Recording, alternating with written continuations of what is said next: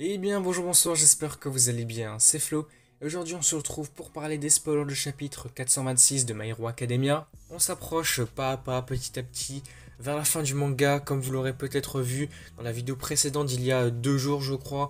J'avais parlé par rapport à un message d'Orikoshi tout simplement de l'auteur, comme quoi il disait que le manga se terminerait dans 5 chapitres, c'est-à-dire d'ici début août.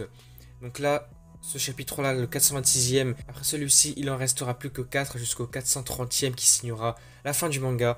Du coup, c'est parti pour parler de celui-ci parce que, mine de rien, on approche vers la fin, mais la fin n'est pas encore là, on a encore quelques chapitres devant nous. Donc avant que la vidéo ne commence, je vous le rappelle, si vous voulez me soutenir sur les prochaines vidéos, n'oubliez pas de vous abonner à la chaîne et puis c'est parti pour un chapitre incroyable, j'ai envie de dire, puisqu'il s'intitule L'Infernale Famille Todoroki finale. Donc c'est la fin, cette fois-ci, de l'intrigue des Todoroki.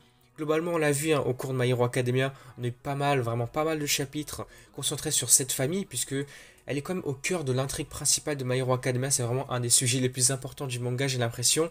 Donc voilà, on arrive au final de la famille Todoroki, puis c'est parti. Ah oui, une autre chose que je voulais dire, au cours de cette vidéo, je ne vais pas vous montrer les images du chapitre, d'une part aussi pour un peu éviter les strikes sur la chaîne, parce que c'est vrai que peut-être vous l'aurez remarqué, il y a une vidéo qui a sauté, voilà, du chapitre 423, il me semble. Bon, c'est vrai que d'un côté, c'est vraiment embêtant parce que tu travailles un peu sur la vidéo, tu la proposes, elle est là, les gens peuvent la regarder, mais finalement, elle est supprimée comme ça. Mais du coup, pour un peu pallier à ça et pour éviter de prendre des risques inutilement, les images du chapitre seront disponibles dans un short, donc sur la chaîne qui est déjà dispo d'ailleurs si vous regardez la vidéo maintenant. Du coup, vous pouvez regarder cette vidéo-là actuellement pour voir le résumé complet du chapitre, tous les dialogues, etc. Et puis à côté de ça, vous pourrez voir le short pour voir toutes les images, donc on va dire après tout ça, pour bien comprendre ce qui se passe dans le chapitre et voir les dessins aussi d'Orikoshi. Du coup, c'est parti donc pour ce chapitre. Le chapitre démarre avec toute la famille Todoroki qui est réunie. On voit Rei, du coup la mère, qui a des brûlures très graves sur le visage. On a Fuyumi qui en a également quelques-unes sur le visage. Natsu qui s'est fait couper les cheveux, bon, sans doute dû à tout ça, dû aux flammes et tout de Dabi, etc. Et puis Enji Todoroki, donc Endeavor, qui est tout bandé, qui a plein de bandages autour de lui. Par contre, je voulais dire un petit mot sur Rei Todoroki. J'ai grave l'impression que, enfin, on dirait carrément, il y a une ressemblance, je sais pas si c'est peut-être un clin d'œil, mais on dirait vraiment Maki. Là, vraiment, avec toutes ces cicatrices, on dirait Maki de Jutsu Kaisen, c'est vraiment hyper drôle. À la suite de ça, Fuyumi va dire que Shoto n'avait pas besoin de venir. Rei dira qu'aucun des enfants ne devait le faire, devait être là. C'était vraiment, on va dire, une réunion des parents et d'Abi et de Toya. Et par la suite de ça, on a même Enji. Bon, ils vont faire que de répéter Enji, mais c'est bien Endeavor, vous savez bien que c'est son vrai prénom du coup. Donc Enji va dire que Rei non plus n'avait pas besoin d'être là. Finalement, en fait, Endeavor va dire que ça devait simplement être lui face à Toya. Mais bon, on voit que finalement, c'est toute la famille qui se réunit, puisque c'est l'intrigue principale des Todoroki, hein, finalement. Shoto dira ensuite qu'il est venu pour accomplir sa mission et que c'est pareil pour le reste de la famille. Enji va dire que depuis avant même la guerre, il avait prévu de parler à Toya, mais maintenant dans l'état où il se trouve, il ne peut même pas se déplacer tout seul. Du coup, il est dans un état vraiment très très critique. Entre la vie et la mort, carrément, il est dans un état de vie mais carrément horrible, très difficile. Il peut même plus vraiment vivre normalement, hein. On entendra ces mots par la suite, le héros Endeavor est mort brûlé. Toya va répondre, hein, vraiment, mes condoléances. Donc là on comprend, je sais pas s'il fait un pas vers le côté gentil, mais on va voir tout ça par la suite du chapitre. Me donner toute ton attention après que tout soit terminé, tout soit fini. C'est vraiment facile tout ça, hein, tu es un lâche. Endeavor va acquiescer ça et va dire que Toya le comprend très bien après tout. Il a observé tout ce temps et voulait que son père fasse de même de l'observer, hein, finalement en retour. Pendant cette conversation, nous voyons plusieurs flashbacks de Toya. Bien que Deku ait dit que Dabi n'était pas comme Endeavor, Enji va dire que cela ne change pas du tout le fait que les flammes, son alter de Toya, viennent des flammes d'Endeavor finalement. Endeavor le dira aussi, il a regardé à plusieurs reprises la vidéo de révélation de Toya concernant le fait qu'il était le fils d'Endeavor. Et maintenant Endeavor va dire, alors parlons chaque jour à partir de maintenant, je sais que j'ai mis trop de temps pour ça mais je veux te parler. Sur cette page nous voyons Endeavor dessiné sans les bandages et Dabi qui est dessiné comme le jeune Toya mais avec les cicatrices de Dabi tout de même. On entend le bruit du moniteur cardiaque de Toya, tu peux me haïr autant que tu veux, dis-moi tout. Fuyumi et Rei vont dire aussi qu'elles veulent aussi lui parler de beaucoup de choses, mais l'employé de l'établissement, je crois que je sais pas si c'est vraiment l'hôpital où on est, parce que là on l'a vu dans le chapitre là d'Abi Toya, il est dans une espèce de cuve incroyable, on dirait des cuves de Nomu, du coup je sais pas si c'est placé dans l'hôpital ou pas. En tout cas, cette personne va dire qu'il devrait arrêter pour aujourd'hui afin de ne pas trop fatiguer son cœur, puisque même là, on l'apprend, son état est horriblement critique, j'ai envie de dire. Même le fait de discuter, ça le fatigue énormément et ça fatigue son cœur. Donc je pense vraiment que limite, on pourrait qualifier de Toya quasiment de mort, puisque là, il est juste conscient, mais il peut rien faire, on va dire. Mais avant de s'arrêter là, Shoto va dire, est-ce que je peux lui poser tout de même une question avant de partir?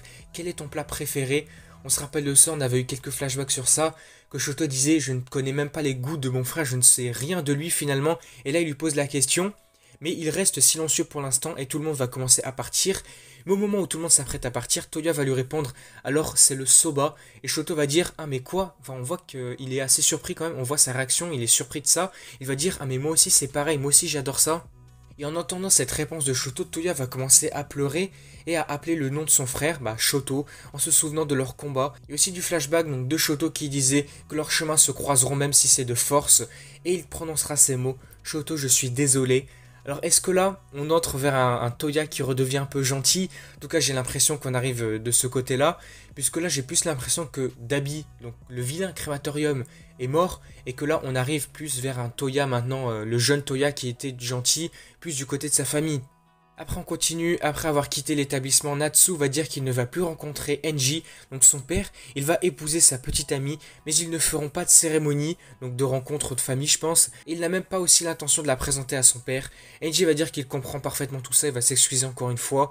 Fuyumi, on l'apprend aussi, elle a quitté son travail, je ne sais pas s'il y a des raisons spécifiques ou si c'est par rapport aussi à ses cicatrices sur son visage, parce que peut-être que ça faisait peur aux enfants, un truc comme ça, parce qu'on se rappelle, elle était un peu comme une nounou, un truc comme ça, une animatrice de centre ou pour les enfants, quelque chose comme ça. Du coup, elle a dû quitter son travail, je sais pas si c'est pour ça. Mais on va l'apprendre, on a la mère d'un autre de ses élèves qui lui a trouvé un autre travail, donc on va dire c'est un mal pour un bien, elle a trouvé un autre boulot tranquille.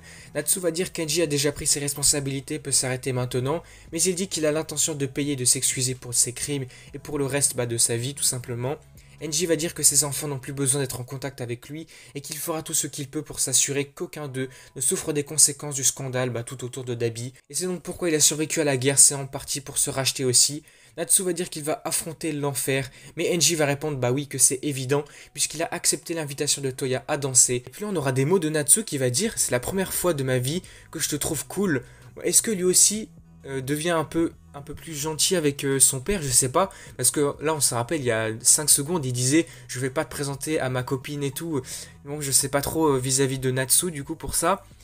On continue avec Shoto qui va monter dans la voiture de Natsu pour retourner à l'école à Yue j'imagine, et va dire à Enji et Rei qu'il ira bien avec la classe A, il devient celui qu'il veut être, celui qu'il a toujours voulu être, finalement un héros. Nous verrons aussi les acolytes d'Endeavor, donc de son agence, qui arrivent, et Rei va dire que même si c'est l'enfer, certaines personnes sont toujours là, encore avec nous à nos côtés, en montrant un message de Hawks. Et oui, Hawks il est toujours là, on se rappelle de lui, il n'était pas mort à la fin de la guerre, mais il avait tout de même perdu son alter. C'est un peu aussi pour signer la mort de Hawks aussi, parce que là, on signe la mort du héros Hawks, mais Hawks est toujours ici, puisque là, sans son alter, il ne peut plus rien faire du tout.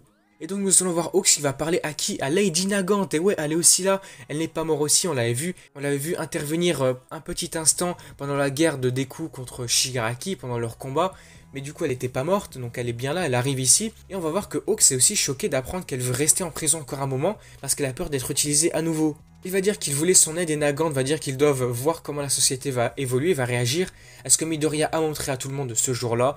Nagant va plaisanter en disant qu'elle va manger de la nourriture qui est financée par les impôts des gens pendant encore un moment. C'est une petite touche d'humour assez drôle là pour le coup, ouais c'est vrai que ça m'a fait marrer. Et Hawks va lui tirer la langue et l'appeler vilaine. Par la suite, nous allons voir d'autres personnages. On voit qui? On voit Gentle et puis Labrava aussi qui vont créer leur nom, donc de l'un et l'autre, en pleurant. Et le policier Gori, qu'on a pu voir aussi à plusieurs reprises parler avec Gentle, va dire que leur aide a été officiellement reconnue. Et donc maintenant ils sont libres, ils ne sont plus considérés comme des vilains, ils ne sont plus en prison. Et maintenant ils sont des personnes lambda, normales. Et puis après ça, retour à Hawks, et Rei qui va répondre à son message en disant qu'il doit être très occupé en tant que nouveau président du PSC. Donc maintenant c'est le président de la commission de sécurité publique. Donc ouais c'est vrai qu'il y avait eu pas mal de morts là-dessus dans la commission, et donc maintenant c'est lui qui a pris la tête de la commission. Hawks va alors se demander mais comment les choses vont changer à partir de maintenant, comment ça va évoluer, et il va appeler Mera au téléphone. Alors là, le prénom de Mera, il me dit rien du tout, je sais plus qui est exactement ce personnage, il faudra que je vois après ça, mais si vous savez, mettez-le dans les commentaires pour les autres éventuellement. Et puis dans la dernière page du chapitre, nous allons voir qui? Spinner, cette fois-ci, donc un nouveau perso encore, on voit pas mal de personnages, c'est super intéressant. Spinner qui est inconscient, dans un lit d'hôpital, et la porte de sa chambre va s'ouvrir. On ne sait pas qui arrive dans sa chambre, mais le chapitre se termine là-dessus. Donc j'imagine qu'au chapitre suivant, on aurait potentiellement un chapitre concentré sur quelques autres vilains, peut-être Spinner. Est-ce qu'on aurait des nouvelles peut-être de Shigaraki, je ne sais pas du tout. Peut-être des nouvelles de Toga, de Himiko Toga. Ou aussi peut-être du personnage mystérieux qu'on avait vu au chapitre précédent qui marchait dans les décombres. Peut-être que lui c'est un potentiel vilain, je ne sais pas. Peut-être qu'on aura un chapitre là-dessus, je ne sais pas. Mais du coup voilà, le chapitre s'arrête là, il aurait été super intéressant, bien focalisé sur l'intrigue des Todoroki, qui finalement va la conclure. Puisque là on aura eu un peu la rédemption de tout le monde, j'ai un peu l'impression. Et aussi également de Toya qui est encore en vie, mais il est dans un état très très critique entre la vie et la mort. C'est même pas un état de vie hein, finalement, parce que là il ne peut rien faire, il est dans son lit d'hôpital, cloué avec plein de machines et tout. Il n'est même plus vraiment en vie dans un corps normal. Donc voilà, globalement, chapitre super intéressant, j'ai trop hâte de la suite. Même si petit à petit on s'approche de la fin, c'est vrai que ça m'attriste énormément, j'ai peur que ça se termine finalement. Puis voilà, n'hésitez pas à me faire part de tous vos avis, vos attentes, vos théories dans les commentaires. Et puis on se dit à la prochaine pour le chapitre suivant qui sortira la semaine prochaine, le 427e. Puis du coup, si la vidéo vous a plu, n'hésitez pas à liker, à commenter, à partager comme d'habitude. Et puis surtout, n'oubliez pas de vous abonner à la chaîne pour me suivre et soutenir la chaîne et voir les prochaines vidéos. Et du coup, moi je vous dis à la prochaine.